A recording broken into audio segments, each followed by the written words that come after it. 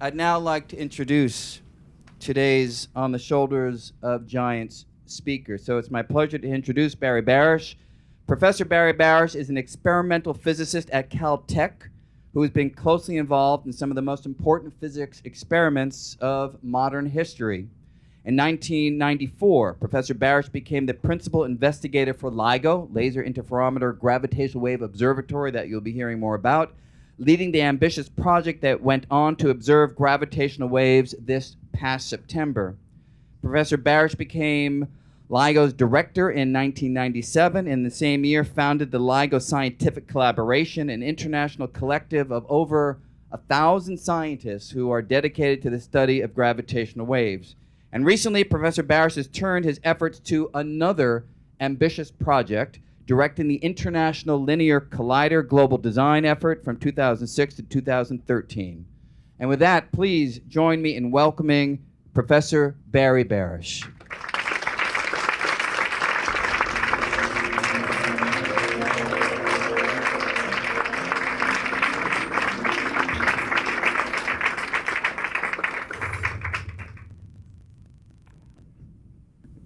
I'm an experimental physicist.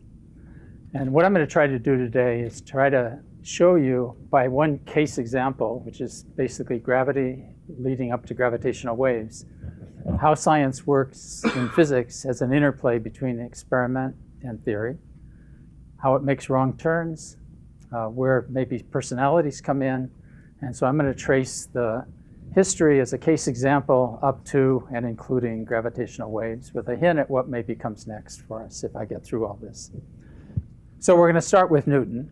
But before we start with Newton, to make sure I get to it, basically this is the reason why several of us are here, which is a picture of a computer simulation of what fits an observation that we made last fall and reported last February of two black holes going around each other and merging into one object, and that's what we observed. So what is that? Two black holes. A black hole is when there's been a gravitational collapse of something, of a large star, for example, giving such intense gravity that nothing can get back out. So the simplest explanation of a black hole is that's what it is. The most important thing to realize is that it's incredibly small. The size of each of these black holes is about the size of metropolitan New York, but it weighs 30 times the mass of our sun. So that's why the gravity is so incredibly strong. Two of them are going around each other, much like the Earth around the sun, only they're equal in mass, pretty much. And slowly they're losing energy and merged into each other, as you saw in that picture.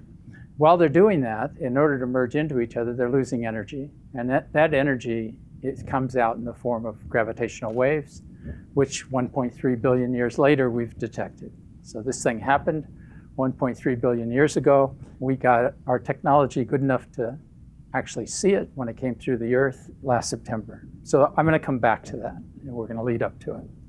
I'm going to start with Newton, since this talk is even labeled after a famous saying of Newton's, and where he started with gravity, how it led to Einstein's gravity, and then to us, both experimentally and theoretically.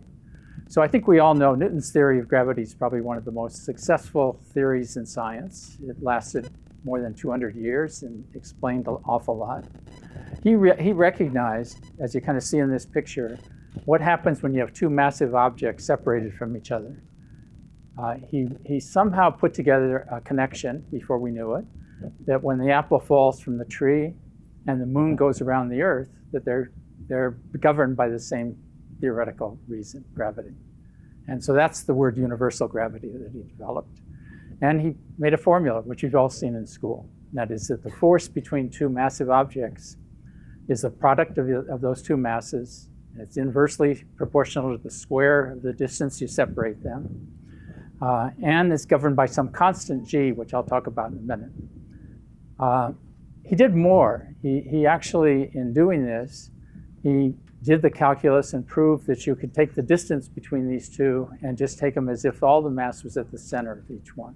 So it's not some complicated thing that you have to look where each mass is, but you can take the center.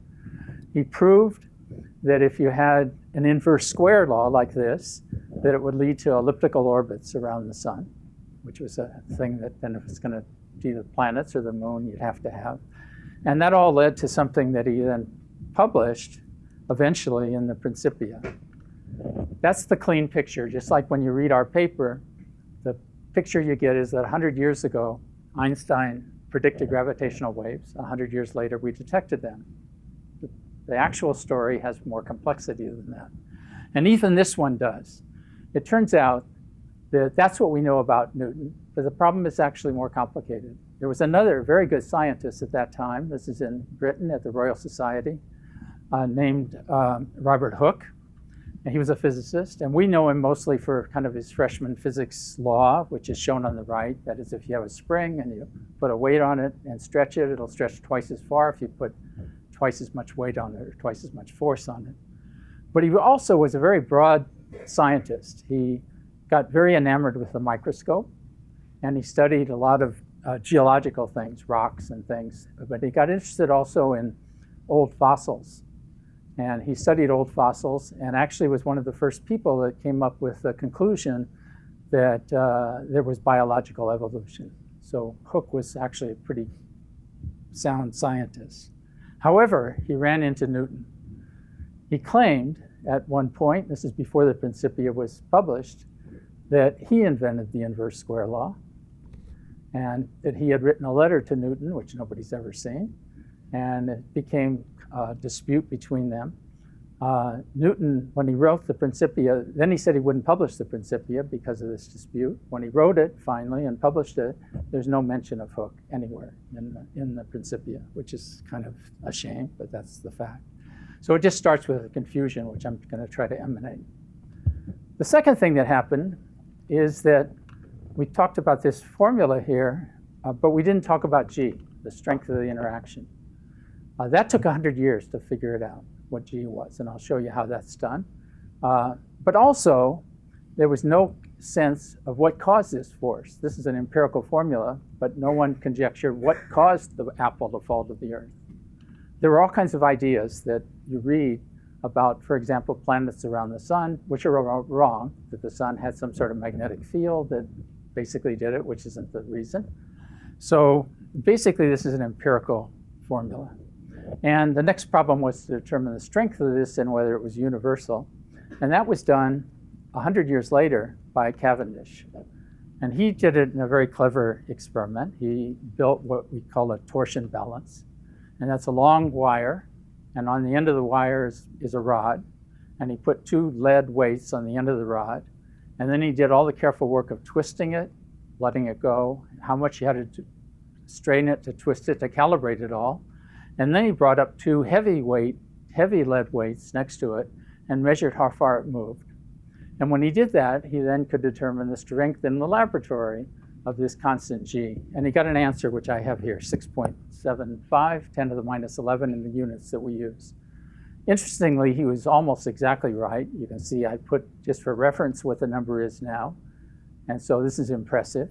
And that was kind of the experiment coming into it. The next thing that happened is celestial mechanics. And this is kind of an interesting story about how science proceeds. First of all, this theory was incredibly successful. Of Newton's. It explained everything from the orbits of the planets, which I talked about already, to the tides, or even the escape velocity from the Earth. So everything to do with gravity on a macroscopic scale. And in 200 years or so, there was only one place where it didn't work.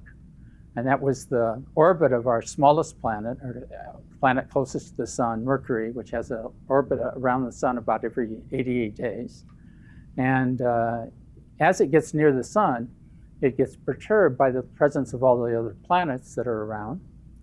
And if you calculated it using Newton's formula, you didn't quite get the right answer. So the answer that was gotten was 532 arc seconds per century from Newton's theory, and the actual measurements, which were good, were 575. So there's a small discrepancy that existed. And for some people, maybe that is at least part of the motivation or part of the success of Einstein's theory, which came along later. That's not quite true either.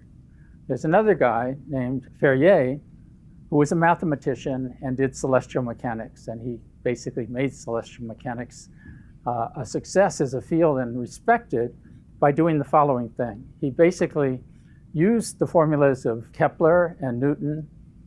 He calculated the orbit of Uranus and found that there were discrepancies in that orbit from those theories, those formulas, and he predicted then that it was because there was a missing planet, Neptune, which is the name that he gave it, that it was missing, and he predicted then where it would be, because otherwise it wouldn't fix the problem. So he predicted where it would be.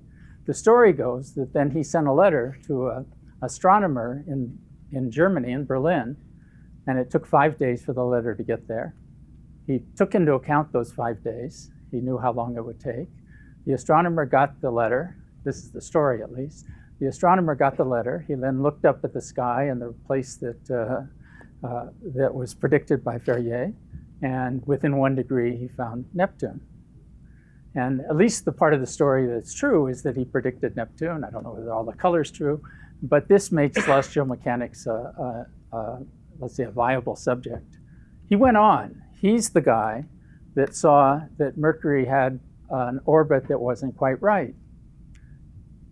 So he tried the same idea on Mercury. So whether Newton's theory is right or not, he said, okay, it's going to be just like Neptune and Uranus, and there's something missing.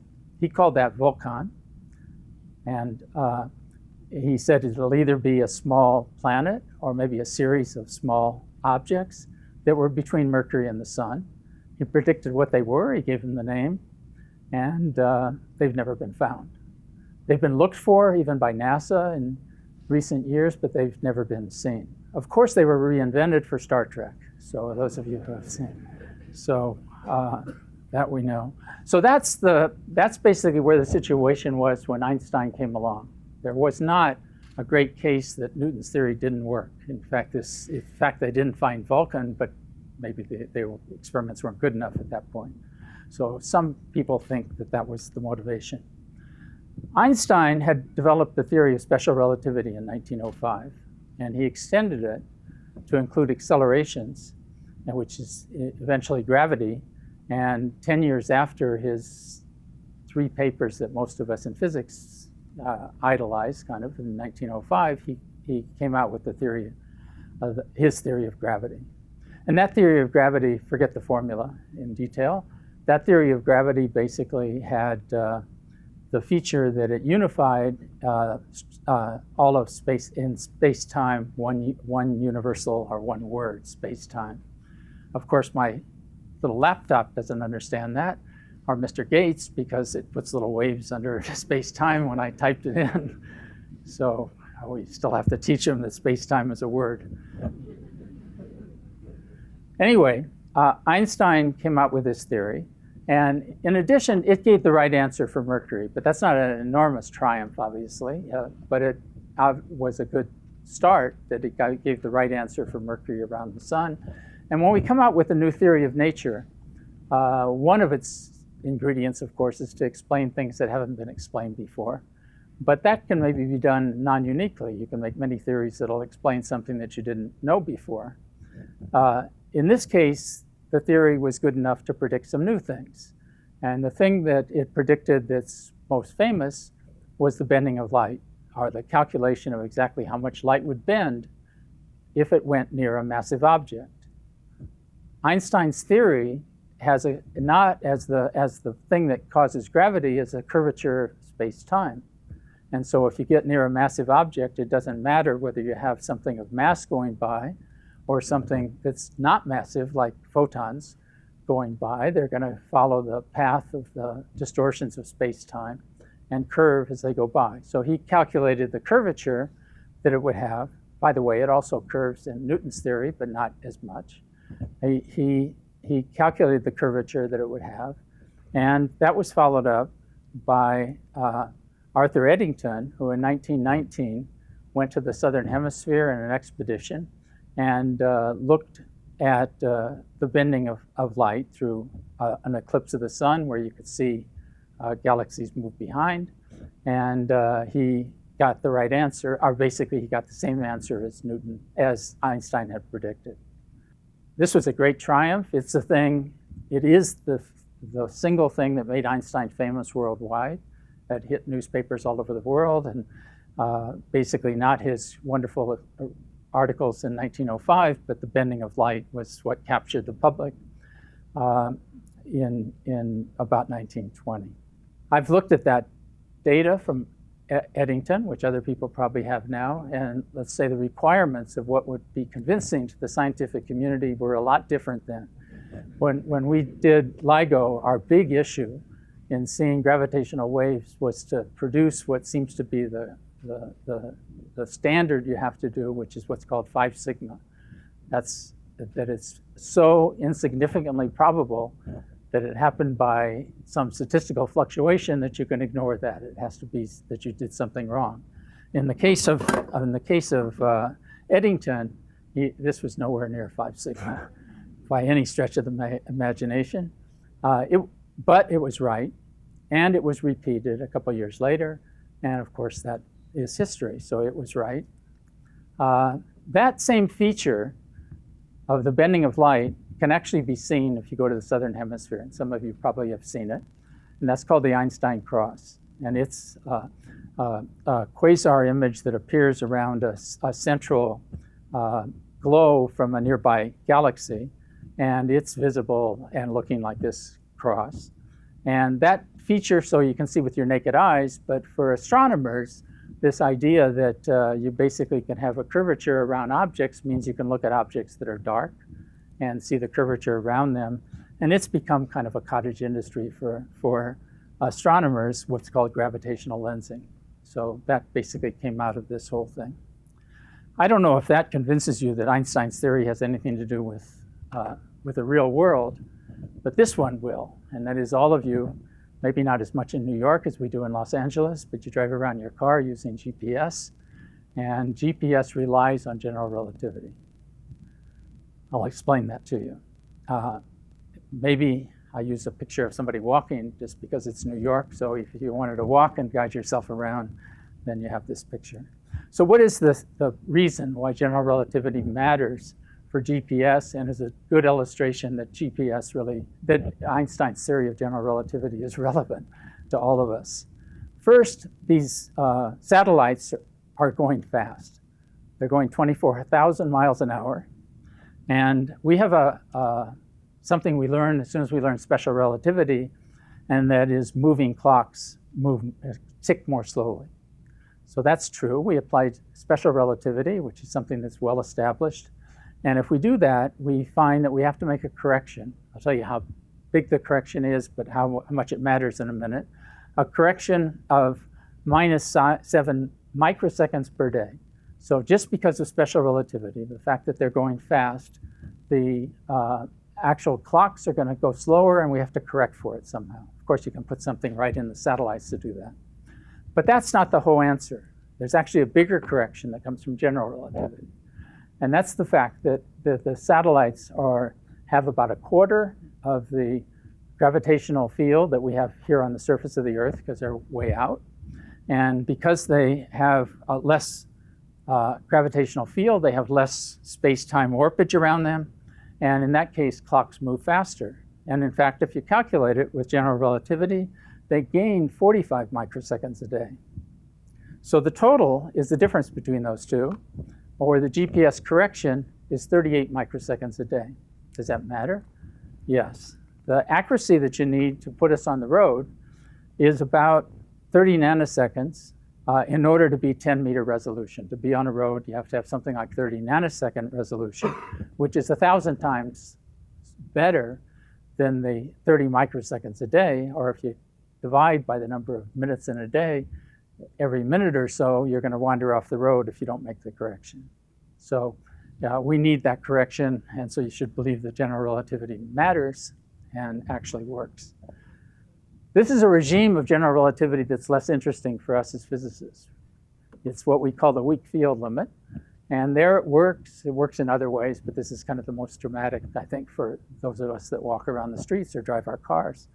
We're interested in what I'll get to later in LIGO as creating a laboratory where we can study general relativity where the theory is most interesting and most in question, and that is when the fields are incredibly strong, like in these black holes. And that's why studying black holes becomes so interesting to us in terms of testing and understanding general relativity.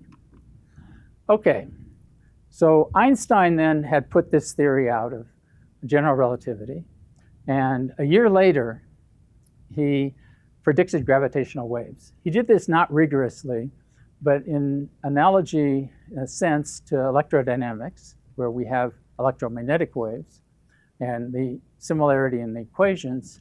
And so he predicted gravitational waves in exactly 100 years ago, or in the winter of 1916. And he wrote a paper, and that paper was badly flawed. But it's the paper we refer to when we say that 100 years ago, Einstein predicted gravitational waves.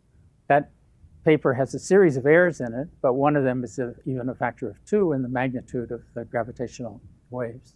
The idea that there were gravitational waves was right. He wrote a follow-up paper 2 years later in 1918, and in that paper, he fixed the errors, fixed the error, made it a factor of 2. It's still not a rigorous derivation of gravitational waves, but it has an important element. It basically defines the source. So the source of gravitational waves, he shows in that paper, is from a quadrupole moment, or a quadrupole formula. And to remind you, when we have electromagnetic waves, which we compare with, electromagnetic waves come from what we call a dipole moment. If you have a plus charge and a minus charge and you wiggle them to each other, they emit electromagnetic waves. Depending on how fast we do it, we have microwaves or infrared or ultraviolet or whatever, or radio waves. Same thing here. We have a quadrupole moment instead, that's 4, instead of a dipole moment in order to make gravitational waves. And so we know how to produce them if we wanted to. And again, how fast you do it will depend on what the frequency is of those waves, just like electromagnetic waves. They're basically produced, I'll come to it in a second. They're produced, I want to bring one other point in first. The gravitational waves, he also shows, travel with the speed of light. So the fundamental difference that matters kind of conceptually between Newton and Einstein is that Newton's theory, when the apple falls, is that you have what we call instantaneous action at a distance. So wherever we are when it happens, we detect it immediately. There's nothing in between. While in Einstein's theory, we produce a messenger, if it's gravitational waves, that travels at the same speed as he has in the problem, which we call the speed of light, but it's basically the speed in the problem. And basically then it takes, in our case, for the example I showed in the beginning, 1.3 billion years for the signal, because it was distant, to get to us, that we're going to show in a little bit. And so Einstein has the propagation. The propagation is not, however, like the propagation of light waves, which is particles. It's actual distortion of space and time. Okay, the story doesn't end there. As I said, the story's become quite contorted. Einstein moved to the US in 1933 from Germany, wrote 2 famous papers, Einstein, Podolsky and Rosen, which was a famous paper about quantum mechanics, and a second one with Einstein and Rosen that had to do with what we call wormholes now. He didn't call it that. And then he wrote a third paper in 1936 with Rosen. That third paper was entitled, Do Gravitational Waves Exist? You might guess from the title that he had concluded almost 20 years later that they don't exist, after he had proposed them earlier. And he submitted this paper to Physical Review. This is the man that received the paper. John Tate was the editor of Physical Review at that time. Physical Review is our main journal, certainly at that time.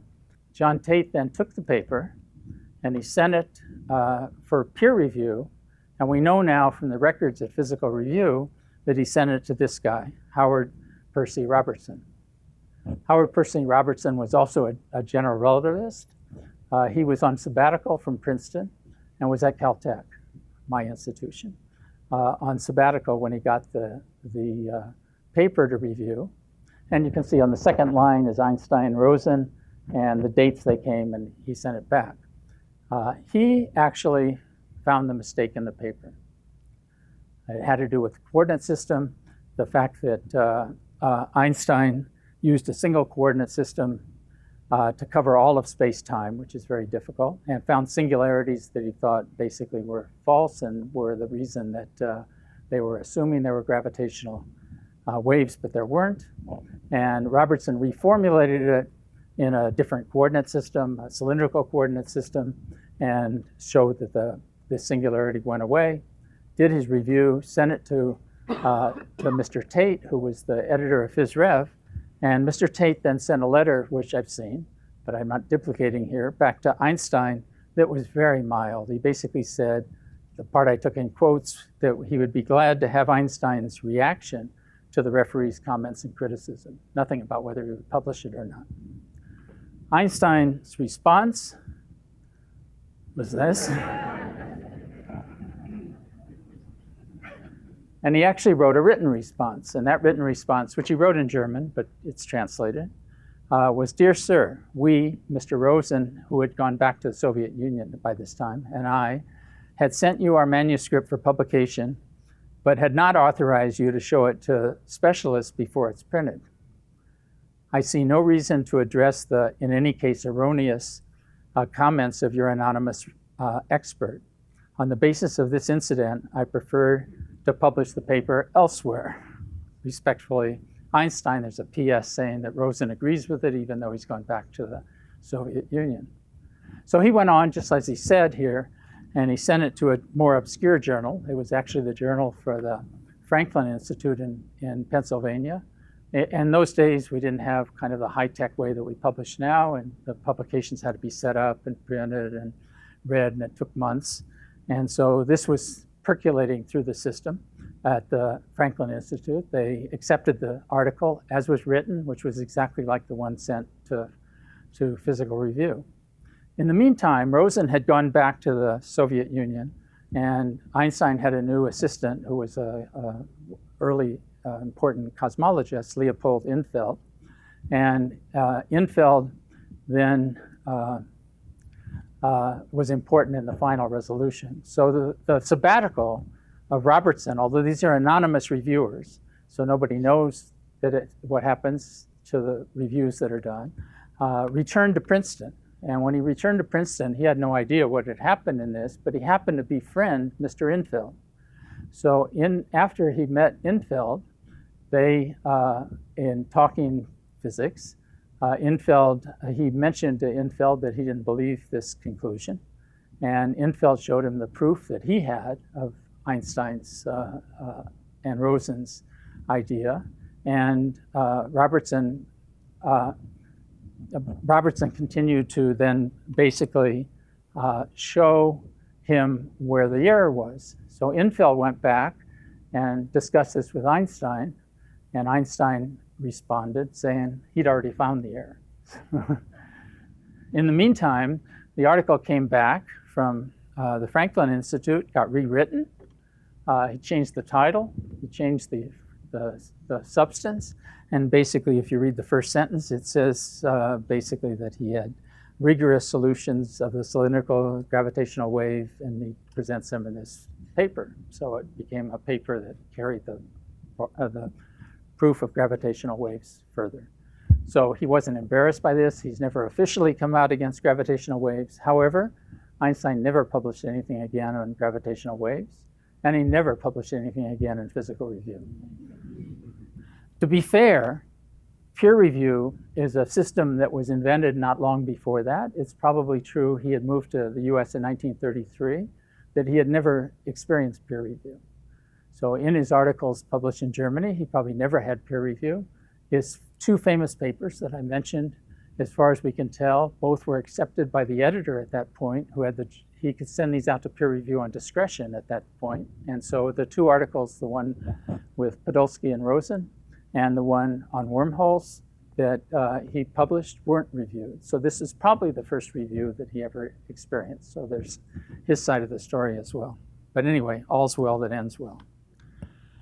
The next thing is, as an experimentalist, we like to control all the variables. So if we do a measurement that's hard or easy or whatever we do, you really want to have everything in your control so that you can understand all the aspects, so the source, the ends. And in our case, the analogy here is to go back to Hertz in the 1880s, who demonstrated for the first time electromagnetic waves. And he did this in a laboratory by starting with the source of making electromagnetic waves, going far enough away so that you could see the wave nature and prove there were electromagnetic waves. And this is a famous experiment. If you wanted to do this in the laboratory for gravitational waves, what would it take to do that, and why don't we do that? So let me just give you an imaginary experiment. So just like these two objects that go around each other that we're going to talk about later, black holes, we could sit in our laboratory and make something similar by making a big barbell and putting a lot of weight on each end and rotating it just like that, and it's going to emit gravitational radiation. So I've put in numbers here just to give you a feeling of what that will take. You can ignore the little formula. It just tells what the strength of the whole effect is. And so I've put kind of unreasonable, but trying to make the numbers larger, unreasonable numbers in. If we took masses of 1,000 kilograms for the two masses, separated them by a meter, spun it 1,000 times a second, get out of the lab because it's pretty dangerous, and go away about 300 meters. You actually want to go much further than that to see the wave nature, but I've tried to make the effect as big as we can. Then, so we spin it. Then the effect is in, just remember the number, 10 to the minus 35. So this is the fractional change that's created by a gravitational wave. The numbers that I'm going to show you from the object that we've detected are more like 10 to the minus 21. 14 orders of magnitude, that's 14 times, larger than this, and we can barely detect it, as you can see. And I've spent years developing the technology to do this, so we're nowhere near the ability to do what an experimentalist wants, which is to carry the whole problem from start to finish inside our laboratory. So instead, we're forced to look out in the universe. Of course, that in this case turns out to be very fortunate, because what we see out in the universe turns out to be so interesting in its own right. So we don't just measure gravitational waves. So here's the same numbers, just for completeness, for the object that we saw that I'm going to talk about that gives something like 10 to the minus 21. Again, their weight, their mass is roughly 30 times the mass of the sun. Their radius is 100 kilometers. And the frequency where we detect it is roughly 100 hertz. And if we do that, and the distance away which we've measured, if we do that, we get a strength of something like 10 to the minus 21, about 14 orders of magnitude stronger than this barbell that's just been. So that's why we go out into space. Okay, so we're looking then, driven this way, for astrophysical sources that can give us signals in the detectors that I'll talk about now a little bit, that we build.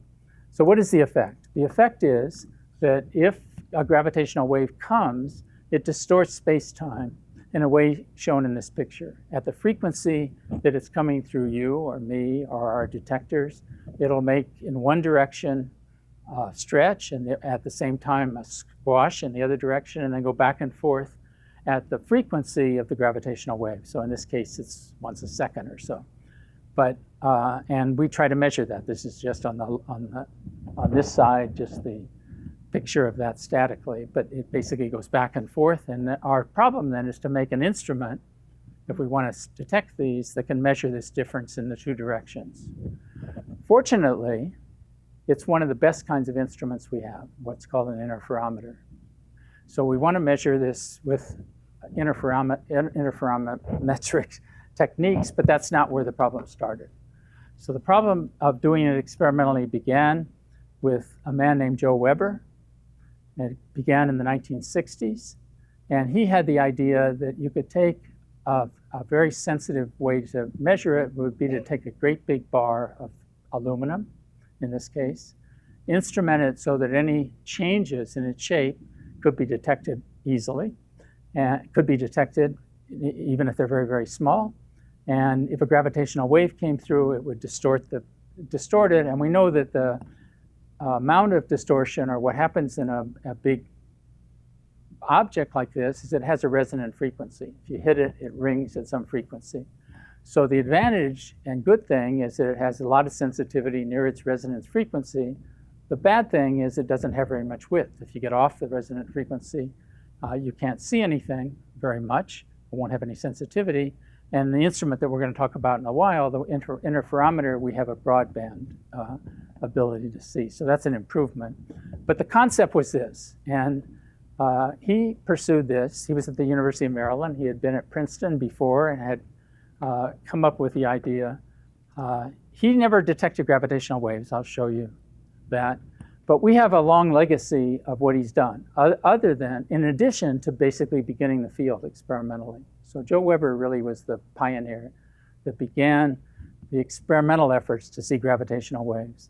But if we look at LIGO, which I'm going to come to in a while, we've actually benefited from some of the techniques that he invented. I have 3 listed here. The sensitivity calculation and noise analysis that he did is similar to what we do. That is, understand what it is that gives you signals besides the thing you're looking for.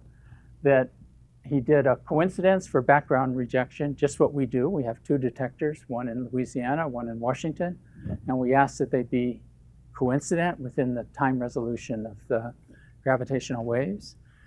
And lastly, he even explored how to measure what the backgrounds were by looking at things that had the same timing and things that don't have the same timing. All 3 of those are basically legacies that we've inherited and use as part of the basic scheme for detecting gravitational waves, even though the technique is quite different.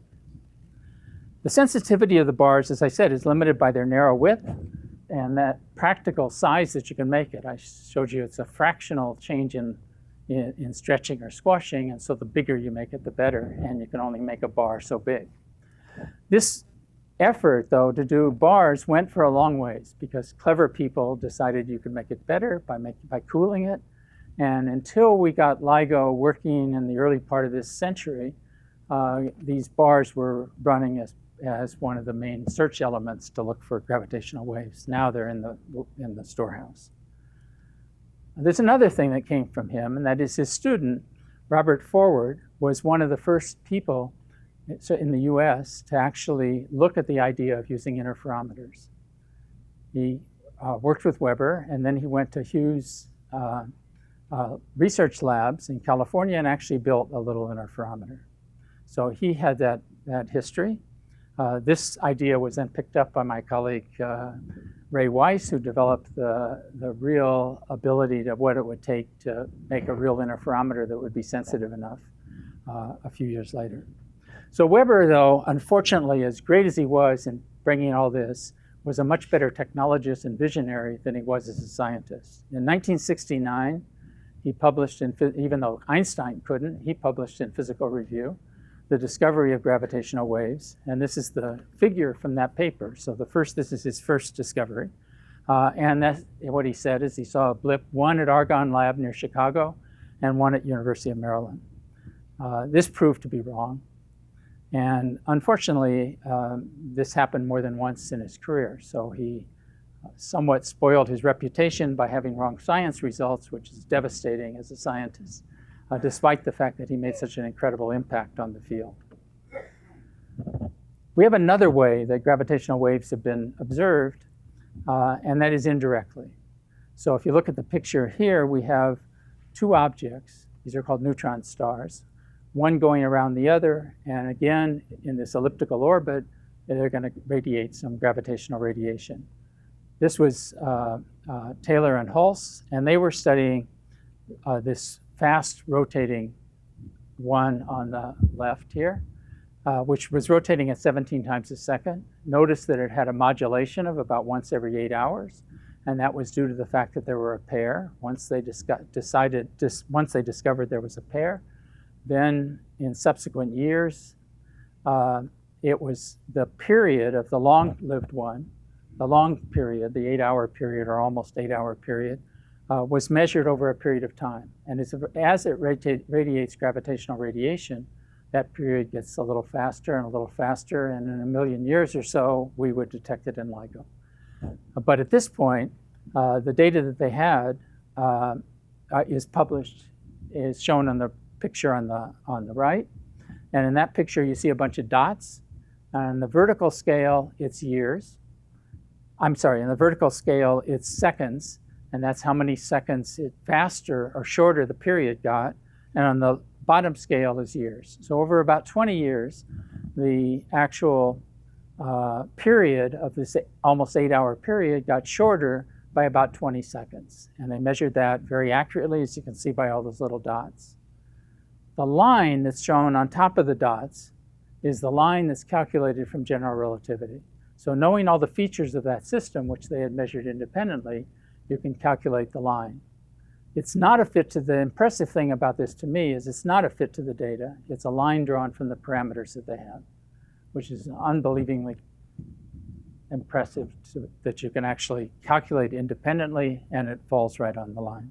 So this is a very strong indication that gravitational waves exist and cause this effect. If we wanted to measure this system this way, we'd wait about 1 million years and it would be in our frequency band. Okay, so now the direct detection. And I'm going to do this in a kind of qualitative way. We have the same problem. What we want to do is see the squashing and stretching of free masses as they move through time. So I've drawn here the technique that we have superposed on a circle of free masses. Imagine masses that are free to move as they're there.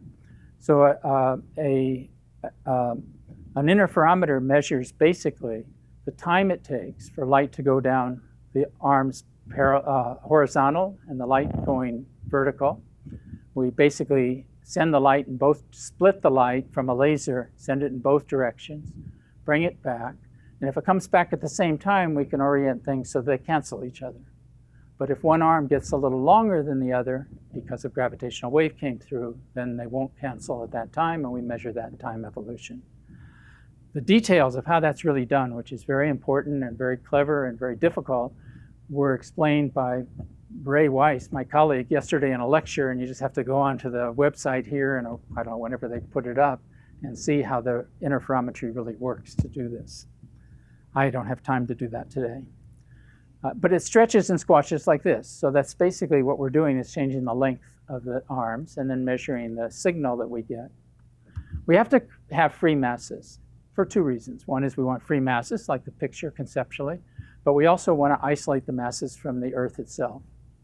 And we do that by hanging the masses from wires, and it's a pendulum basically, and it wants to move and shake itself, move itself, and has a natural frequency, but that frequency is lower than the frequency band we work in. So we're able to have them hang from a wire, use all kinds of isolation, and make them as isolated from the ground as possible. Let me just show you in a little video that I didn't make, this idea just to emphasize it. Light comes from a source, which is a laser, goes through a mirror, gets split, goes out the two arms, comes back, almost cancels, but if any light goes to the receivers, then we see that light. This is just showing the same idea with waves themselves, because the light comes in different waves, and how they come back and they cancel or nearly cancel, and then what we see in the detector. So that's the basic idea. And I said it as a more quantitative explanation, just go to Ray's talk when it gets posted, and he does it in nice detail. Okay, so how small is this change that we want to measure? That's the technique, and you can learn more about the technique from Ray. But how small is it? We ultimately want to go to something like 10 to the minus 19 meters. We talk about 10 to the minus 18, but 10 to the minus 19 is kind of our goal. And so how small is that? Let me remind you how small it is. A meter, we all know how big a meter is. It's basically that long. The human hair, some of us have some left, is about 100 microns in width. So that's 10,000 times smaller than a meter. Okay, we can all handle that. The wavelength of light, like the light in the laser beam, is 100 times smaller than that. That's basically 1 micron. The atomic diameter, now getting to things that are a little harder for us to visualize, but the atomic diameter is 10,000 times smaller than that. and that's 10 to the minus 10 meters. The proton, getting to something that's basic and used in particle accelerators, for example, is a size of 10 to the minus 15 meters. That's 100,000 times smaller than the atom. And we want to go a factor of 10,000 smaller than that. So that's the magic and maybe the reason that people thought this would never work, but it does. So that's the goal, and you have to do a lot better than the simple picture I drew of the interferometer to make it that good. So we've built these instruments. They're large for the reason that I said. The amount of effect depends on how big you make it. So the largest practical size at the time we built this was to make the arms, the two arms on the interferometer, about 4 kilometers long. So they're 4 kilometers long. This picture is LIGO in Livingston, Louisiana. And you'll notice the terrain. It's a commercial forest. And along the way we build it is to build it up on a berm to get it high enough above the surface so it doesn't flood. And so we build it to the 500-year floodplain. That's about 15 feet up in Louisiana. Add another meter for safety so we don't get flooded in the lifetime of LIGO. And in doing that, we borrow the dirt from a channel which immediately fills with water, and that's what you see on the right side. And then alligators, fish, and everything else you can imagine. So that's the terrain we live with in Louisiana. There's no bedrock, so trying to make a stable physical structure is very difficult. It's basically floating on water. The second LIGO observatory, which is identical for our purpose, is totally different from the standpoint of this picture and reality. It's on high desert. It's in Hanford, Washington. So it's basically on sand. You have to go very, very deep to find any water. And yet the two instruments we make and their sensitivity are basically identical. We try to keep them identical. So that's the two instruments. We have two in order for confidence, like it was done, like Weber was trying to do, but also to tell where this gravitational wave, when we detect it, comes from. So one's in Hanford, Washington, one's in Livingston, Louisiana. They're 3,000 kilometers apart. At the speed of light, if we have a signal or gravitational wave that first goes through Livingston and then goes to Hanford and goes at the speed of light, which is the speed of gravitational waves, it'll take 10 milliseconds to go from one to the other. If we go the other direction, it'll take 10 milliseconds to go from Hanford to Livingston.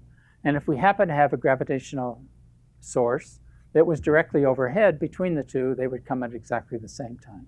So that's the scheme, and we ask that they both happen, and we tell something about the direction by the difference in the two. The event that I'll talk about or show you, it was 6.9 milliseconds different coming first in Livingston and then to Hanford, Washington. And I'll talk about what we use that for in a minute.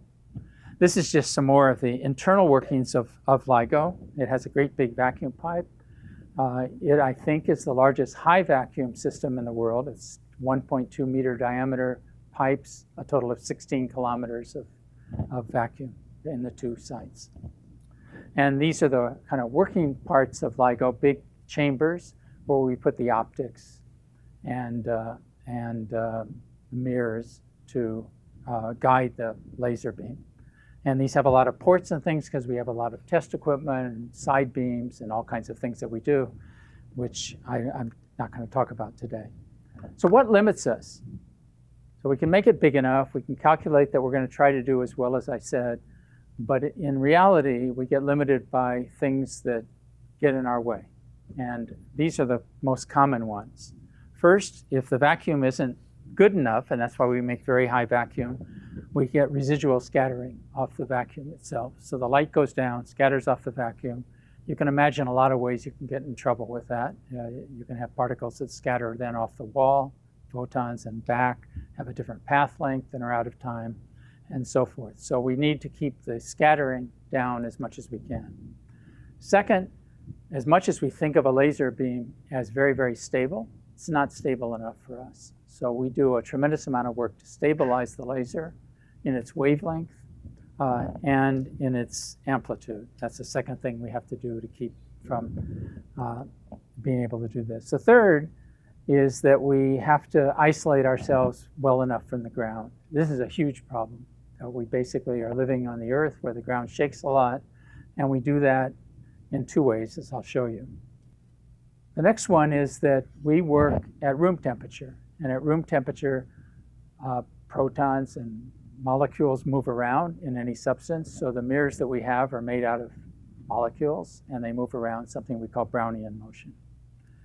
And lastly, there's more subtle things that we like to increase the light level as high as we can to get the best measurements. But if we do that, we have other problems that come in. In this case, what I've shown here is something we call quantum noise, and that is we increase the light level by making more and more powerful lasers. We produce a pressure on the test masses themselves that we have to worry about. If we put that all together, we get a curve that looks like this. Now, what to look at in this is the shaded area. This is an old picture, so it's not the advanced LIGO, but it shows the concept. If we look in the shaded region, that's the highest level that we're limited by something. All the lines below are the things that we try to control and make sure they're below. And we're eventually limited by three things. At the lowest level on the left, very steep, is seismic noise. That's the shaking of the Earth. At the highest end, we're limited by what's called shot noise, which is really fundamentally how many photons you have. So it's photon statistics. And in the middle, we're limited by this thermal noise, the fact that we're working at room temperature. This is a nasty problem for experimentalists because we don't have one problem that we have to deal with. We have three different ones. The total sensitivity region might look familiar to you. It's essentially the same as the ear. So we talk about being in the audio band. We basically have ears that respond to tens of hertz and go up to thousands of hertz, just like this does. And it's really for the same physical reasons. We live on the Earth. That's where the Earth is quietest. And so our laboratory for LIGO is on the Earth. And although we're not dealing with audio things, we have the same basic things that limit us. So we work in what's called the audio band. And it comes from the fact that that's the laboratory that we have, which is here on Earth. So that's our sensitivity. And it looks like this curve here. This is a real curve now. The lines that go up, you can ignore. Those are little resonances that we have in our system, and just ignore them for now. If you want to learn about them in more detail, we can talk. The colored lines are the data from our earlier measurements where we didn't detect gravitational waves. And then we went through a big rebuilding program to improve in three directions. To improve the power of the laser, to be better at high frequencies. I said it's the number of photons or how fast you can sample. At the low frequencies, to do better seismic isolation. And in the middle levels, to make bigger and better test masses and suspension systems to try to control that region. We did those improvements and completed them about, I don't know, a year and a half or so ago. And technically, these are just some pictures. I'll just show you quickly. The laser that we have, only message to take away from here is it's a lot more complicated than the little one I would use as a pointer if I didn't have glass up here. And it has all the stabilizing elements in it. The mirrors themselves are fantastically wonderful objects. These are made out of fused silica. They're 20 centimeters thick, 35 centimeters or 34 centimeters across. They weigh 40 kilograms, so they're big things. The optical surface is at the best we can make. And they're coated so that they basically, to the eye, they look perfectly clear, but they're coated so that they reflect at the wavelength of our laser, which is 1024 nanometers. This is the suspension system. As I say, we hang from wires. We do it in a series of 4 steps. And this is done so that the bottom level is as quiet as we can make it. We do all the controls in the higher levels.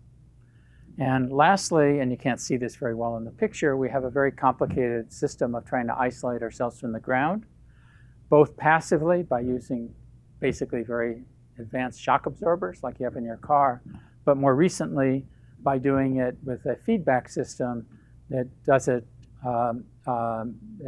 actively. That is, by measuring the motion, just like sound things that you use in your ears on an airplane drowned out the sound in the background. We correct for the motion. Now, a combination of those has given us the improvements that we needed to make this measurement. So the curves that I showed before were the top curve here. And we started improving with the physical improvements we made on our way to get to this very bottom line. And we stopped in between because of the fact that as we increase the sensitivity, say a factor of 2, that means that we look out into the universe a factor of 2 further. And the number of galaxies, stars, and so forth in the universe as we go out a factor of 2 further are a factor of 8 bigger because it goes as the volume. So having increased our sensitivity a factor of 3 at the high frequencies, and where we put in active isolation at the low frequencies, it's even more, we were able to make this measurement. So we turned the apparatus on last September. This is a familiar curve that people have seen. One is from LIGO Livingston on the left. The one on the right is from the Hanford Observatory. And what they show is they're 7 milliseconds apart. What they show is something that's getting bigger and higher frequency. And that's the motion as it's going in. It's going faster around each other, the two objects, and then they merge. And they merge at this merging and finally ring down a little bit. And that's the picture, which I'll show you what we calculate. So that drawn through there then, in the last is a line, which comes from our best fit using general relativity.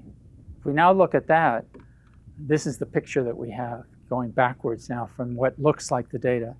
The top is the physical picture of the different parts of the graph. We see that picture here that is basically the picture that is extracted from that raw data, where the frequency gets higher and higher. The signal gets bigger and bigger. These are the two objects getting closer and closer together, these very compact objects, and then merging. And then there's a little bit of ring down, which we're not able to detect very well at this point. We fit all that with general relativity, and we're able to tell the masses of the two objects. We're able to tell the amount of energy that was released into gravitational radiation, about 3 times the mass of our sun, the equivalent of the mass of our sun radiated away, and other things about it, how far away it is, and so forth. If you look at the bottom picture here, to me, it's very revealing of what's happening. First, look at the black curve on the top, and you see that it's the scale on the right, which is in units of what we call Schwarzschild radii, but that's about 100 kilometers each. They start in our band about 400 kilometers apart, and when they're finally merging, they're only about 100 kilometers, which is their size, and that's what you saw. And this all happens in about a quarter of a second or less. The other curve going up is one that's astounding. These things, although it didn't look like that in the first movie that I showed you, are highly relativistic. They're going at the beginning at 30% the speed of light, and by the end, when they're merging, they're up to about 60% of the speed of light. So it's a tremendously energetic system and fast system. We compare the times when it arrived. I kept saying they're 7 milliseconds apart. If you remember how you tell where something is from using triangulation on a boat or something, this should tell us a ring in the sky, basically. And if we had a third detector, which we will have soon in Italy, then you can do better. You can tell 2 points and 2 positions in the sky. What I show here is how well we actually are able to tell the detection. We can tell it comes from the southern hemisphere, and it's this banana-shaped thing that's, for us, not very good. It's about 500 square degrees. But it's not the whole ring. And the reason it isn't the whole ring is that the two detectors don't have spherical acceptance. They have an acceptance that depends whether you're overhead or on the side and so forth. And they're separated from each other about 16 degrees on the Earth's surface. And so looking at how big the signal is in Livingston compared to Hanford, we're actually able to pretty much rule out the northern hemisphere. And so this is what we end up with. It's very important to us to get this localization much better, because we're now able to, for the first time, look at the sky with gravitational waves, and you'd like to see that whatever you see, is it also seen in some sort of electromagnetic radiation, whether it's visible or infrared or some other object. And of course, this huge swath is not good enough. So the way we're going to do that is to add other detectors. There's one that's been built and will soon be, hopefully, in Italy, French-Italian collaboration near Pisa. And it should be operational, hopefully, by the end of this year. And that will give us much better resolution, which I'm not going to show you, but much better. And finally, we've been approved by the Indian government to put a third interferometer where we are contributing the interferometer and then the infrastructure in India, and that should be finished in about 5 years. So that will, in the end give us much better position. We've just opened, and that's why this is so important and exciting, a totally different way of looking at the sky. We know there's a lot of, what we don't know is probably the most important, that there's things that give gravitational signals that we don't see electromagnetically. In fact, this very first signal that we see, that's 30 solar mass black holes, weren't known to be there by any electromagnetic experiments that have been done. So that's already new. The known sources that we expect to see, I've just listed here as the possible targets that we're going to be looking for in the next few years. On the upper right, I show bursts. That's like the collapse of a star, a supernova, or a gamma ray burst, all these things that are seen optically, but the information that we can get if we add information gravitationally can give us great insight, for example, into the collapse of a star. The collapse of a star is a gravitational, the physics is gravitational. The signal that's seen optically is kind of a shock wave that comes out. So to really understand it, the gravitational signal should be added to the other. So we hope to see the collapse of a star, gamma ray sources eventually, as our sensitivity improves. What I call continuous sources in the lower right, that's spinning objects that aren't totally spherically symmetric. Examples are what we call pulsars or neutron stars. And if they're young enough, they're probably not so spherically symmetric. And we look for those as a continuous wave at some frequency that they're rotating at. The lower left is a dream. We're not able to do that very well in the LIGO bandwidth, but that's to see signals from the early universe. Lastly, we're going to improve the technologies in LIGO. I showed you we're only partway to where we've designed to go. We'll finish that in the next few years. We know how to go beyond that, and we'll keep improving. We gain as a cube of every improvement we make. But there's other improvements that can go beyond that. There's a detector being made in Japan now that has 2 improvements that will be important in second or third generation detector, in the sense that LIGO, advanced LIGO is second generation. I would call this 2.5 generations. That is, it includes an advantage of being deep underground. By being deep underground, there's much less seismic noise to worry about. Things don't shake. And they're making an attempt that we looked at but gave up on in our time scale before, and that is cooling the system, cooling the mirrors so that they don't have the thermal noise that we have. There's also been look, both in the US but primarily in Europe so far, at how to make a detector on the Earth's surface that can go well beyond LIGO. And in Europe, through a study, they've done one that would be deep underground, 10 kilometers instead of 4 kilometers, a triangle, which helps you do the polarization, which exists that I didn't talk about, that it's cryogenic, and that it has 2 optical configurations, one that will work at very low frequencies and one that would work at much higher frequencies. We're looking at some alternatives to this, but the point is that we're not at the end of the road at all. We can develop this technology over the coming years on the Earth's surface to do much better than we're doing now. That's not the end of the story. We know how to do that, but just like in astronomy, where one of the big gains in the last decades has been the ability to look at different wavelengths, looking at astronomical things that happen, but looking at them in the infrared and the ultraviolet, in the visible, in different wavelengths, has been able to pull together the dynamics. Similar to that, gravitational waves are going to be at different frequencies. We're working at the very highest frequencies, which means we're working where things take milliseconds to happen. Those are very violent things that only take milliseconds, and we've seen one. That's this object coming together. If we want to look at, and there's many possibilities, at things that take longer time scales, Then if it's minutes or hours, we go in space. We can't do that for the reasons that I said on the Earth. We go in space. There's a program to go into space. It's called LISA. The Europeans are supporting it. It was supported by NASA, but because of budget problems, it was pulled back. We're hoping that it'll be put back into the NASA program, possibly stimulated some by our success. But that's a very important way to get to longer timescales.